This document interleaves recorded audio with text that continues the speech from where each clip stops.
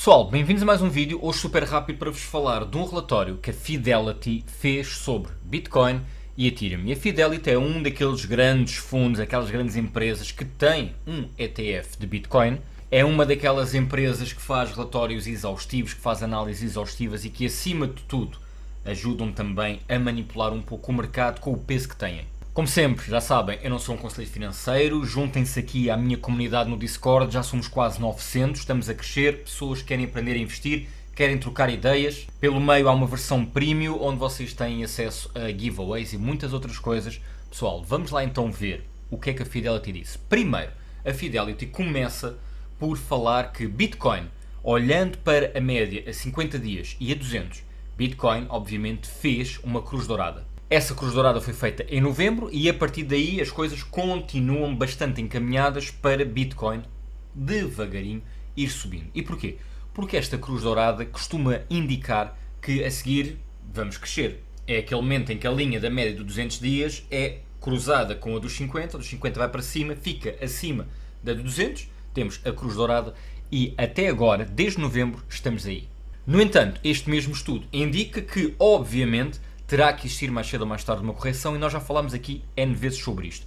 Aquilo que eles esperam é que, caso exista uma correção realmente acentuada, como já existiu antes, 2 vezes depois de ele ter feito a cruz dourada, então podemos ter aqui uma queda até aos 43 mil. E, para eles, esta queda acontecerá numa altura qualquer durante este ano de 2024. Claro que eles, para suportarem isto, precisam daqui de alguns valores. Uma das coisas que eles indicam é que neste momento a média de entrada, portanto a média a que as pessoas que têm neste momento Bitcoin, a média a que compraram no global de todas as Bitcoins, foi de 28 mil dólares. O que é que quer dizer isto? Que, obviamente, para estarmos a 28 mil dólares, houve pessoas que compraram a 60 mil e houve pessoas que compraram muito cá em baixo. Mas a média indica-nos que há muita gente que provavelmente está aqui com um bom lucro. E então, se existir realmente uma boa correção, eles vão vender, e aqui vão vender principalmente as pessoas que compraram cá mais em baixo, o que faz com que essa média suba, e essa média depois vai se aproximar dos tais 43 mil, onde eles acham que será aqui o ponto de suporte, e Bitcoin não deverá descer daí. É também preciso ver, e eles analisam isso, que a média de lucros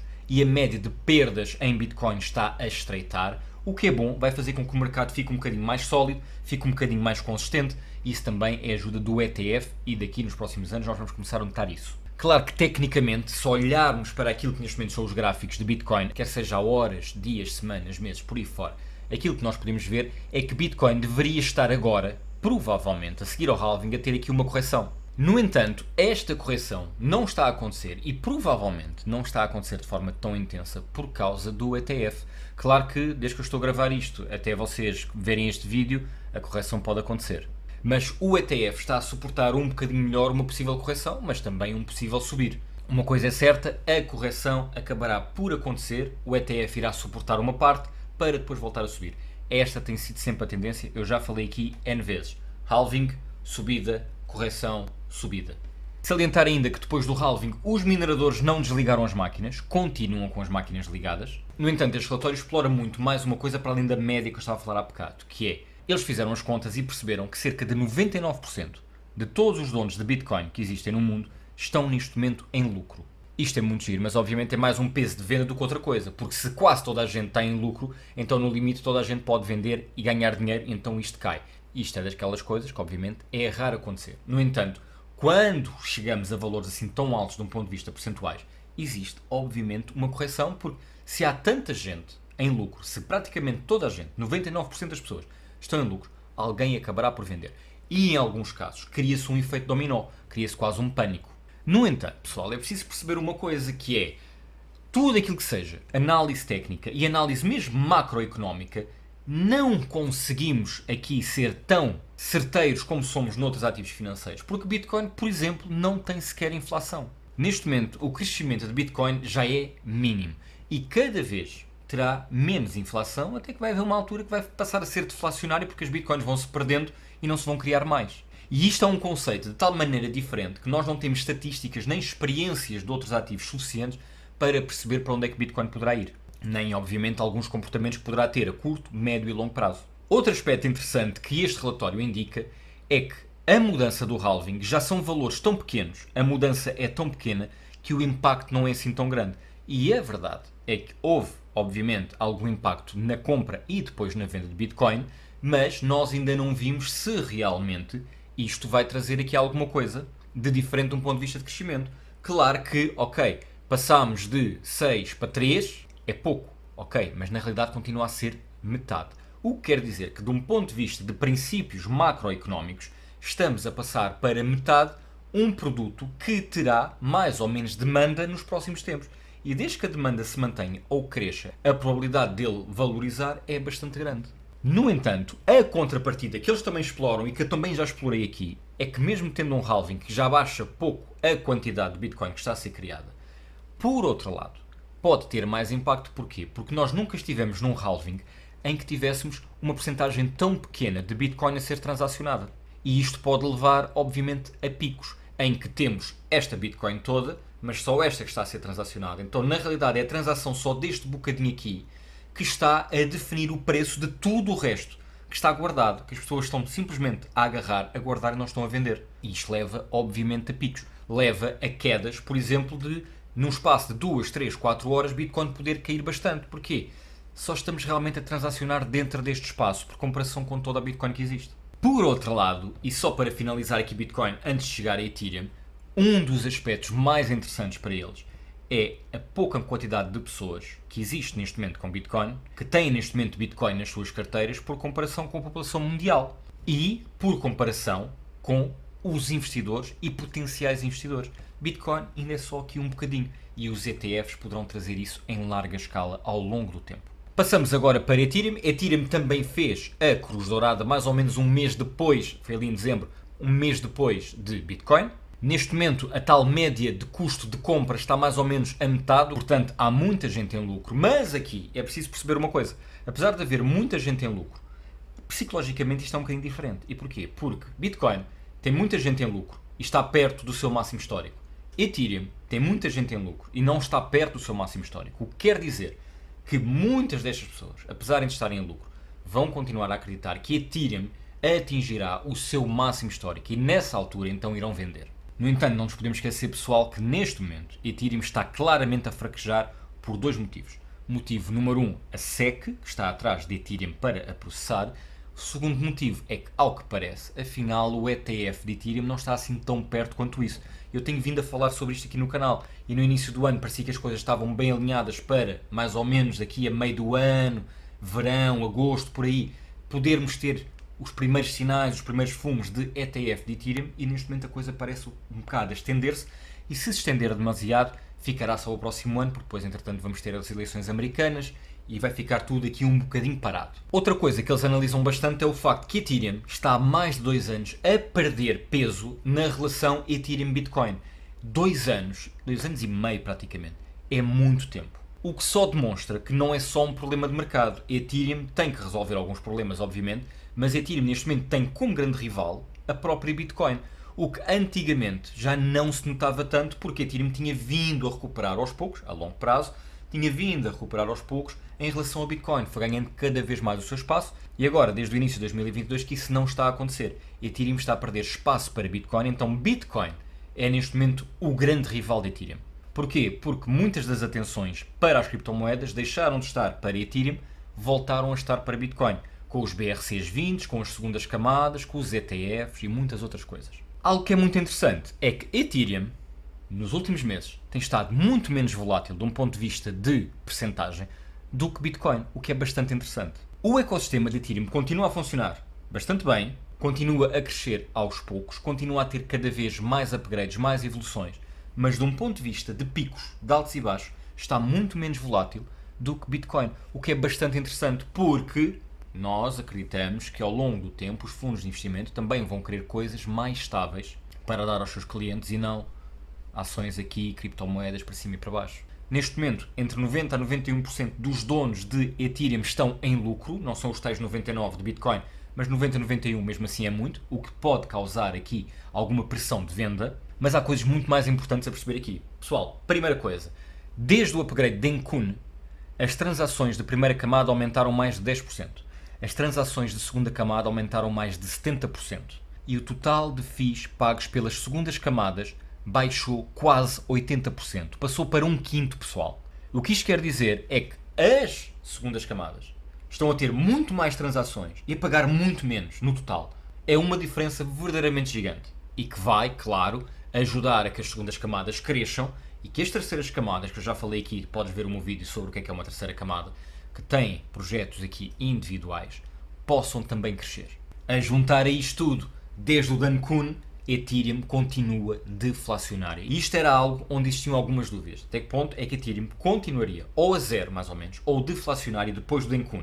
E a verdade é que continua e não está nada mal. E a tendência, ao que parece, é que se mantenha ou até aumente. E agora, pessoal, deixem-me parar só aqui um bocadinho para vos falar daquele investimento que eu fiz aqui na Scramble, em startups, para vos mostrar como é que as coisas estão a ocorrer. Já voltamos aqui, onde eu vou comparar Bitcoin e Ethereum muito rápido. Bora lá. Pessoal, para quem não sabe, a Scramble é uma plataforma onde vocês podem investir, emprestar dinheiro a empresas startup, empresas que precisam de se financiar.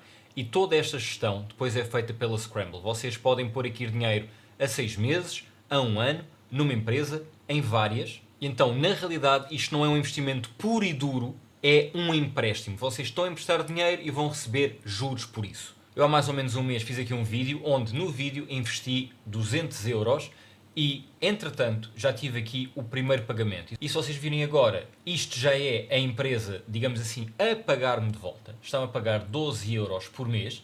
Isto vai ser um empréstimo a 6 meses. E no último mês terão que pagar isto tudo mais os juros. Aqui, obviamente, pessoal, nós estamos a falar de uma coisa pequena. Eu com 200 euros vou ganhar 10 euros ou algo assim parecido. Não é o mesmo que investir, também não tem o mesmo risco, porque lá está. Isto é uma dívida que depois vos pagam a vocês, não é investimento puro e duro. Só vos queria passar aqui esta mensagem, eu deixo o link em baixo para vocês poderem inscrever.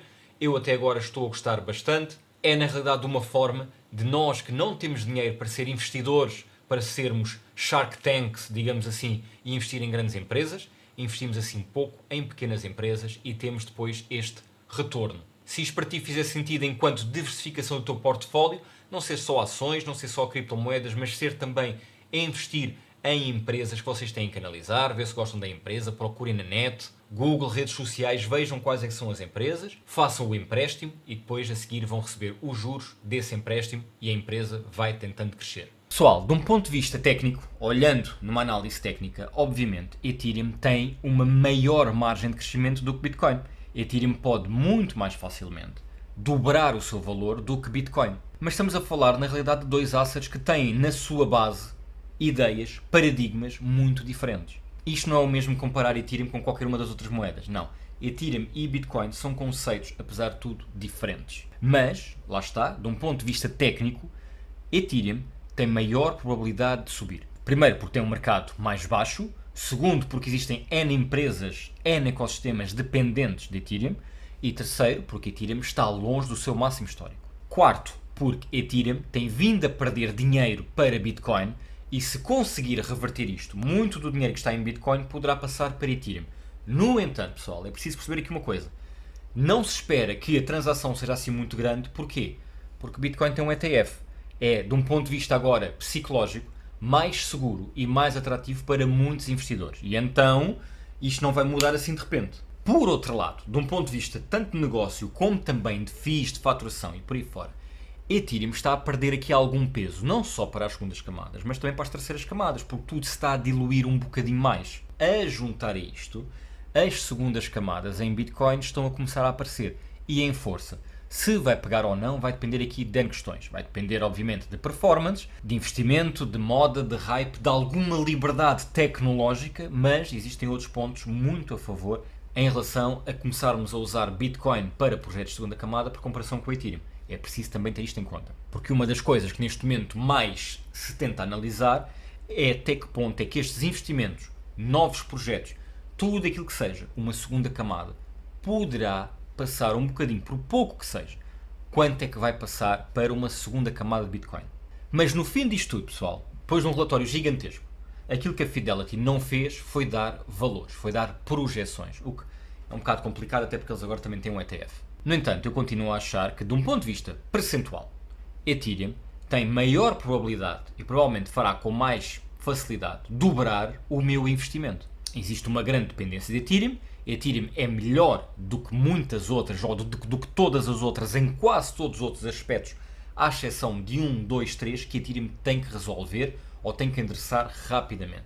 Questões de performance e de fees, está melhor, mas tem que melhorar. E então é perfeitamente normal que pessoas que agora investam em Ethereum tenham uma esperança de que Ethereum triplique, quadriplique o seu investimento.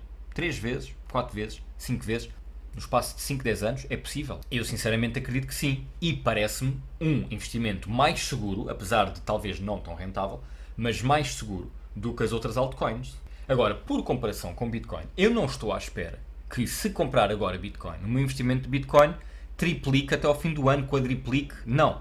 Existem realmente alguns estudos que demonstram que Bitcoin pode duplicar até ao fim do ano, o que seria bastante interessante. Mas mais do que isso, isto demora. Já estamos a falar de um market cap estupidamente alto. No entanto, de um ponto de vista de segurança, é muito mais atrativo Bitcoin do que é Ethereum. Ethereum tem muitos rivais. Ethereum tem N coisas para resolver, incluindo a questão da SEC. Bitcoin não tem rival. E então, acima de tudo, aquilo que eu vos quero mostrar é estar aqui a fazer comparação entre os dois para escolher um é muito difícil. Aquilo que eu acho é que dentro do mundo das criptomoedas são claramente os dois projetos nos quais devemos investir para termos aqui um bocadinho mais também de estabilidade e confiança. Não são as únicas moedas que eu tenho no meu portfólio. Eu tenho outras criptomoedas no meu portfólio com percentagens mais pequenas que me podem dar aqui alguns saltos e serem muito interessantes, mas onde o risco é muito maior, pessoal. Neste momento, se olharmos, por exemplo, para Cardano, Cardano tem que multiplicar por 10, pelo menos, para chegar ao seu all-time high. E isto, para um investidor que não tenha pressa e queira esperar 2, 3 anos, a probabilidade de multiplicar isto por 10 realmente é bastante grande. Vale a pena? Provavelmente sim. Agora, enquanto Bitcoin e Ethereum, aquilo que eu vos digo é, eu tenho as coisas mais ou menos divididas, um bocadinho mais num, um bocadinho menos noutro, mas eu tenho as coisas um bocadinho mais divididas, porque eu acho que são dois projetos que têm realmente consistência. Não estou à espera de grandes multiplicações, não, mas são a base para, ao longo do tempo, eu conseguir realmente ter aqui algum lucro. Porque não existe neste momento grandes indícios, quer técnicos, macroeconómicos ou até tecnológicos, que me possam dizer que Ethereum e Bitcoin não vão prevalecer e não vão continuar a valorizar ao longo do tempo. Agora, não é todos os dias, isto não é sempre a subir? Não, pessoal, não é. Pessoal, eu espero ter ajudado. Muito obrigado pelo vosso apoio. Não se esqueçam do Discord. Um abraço. Até à próxima.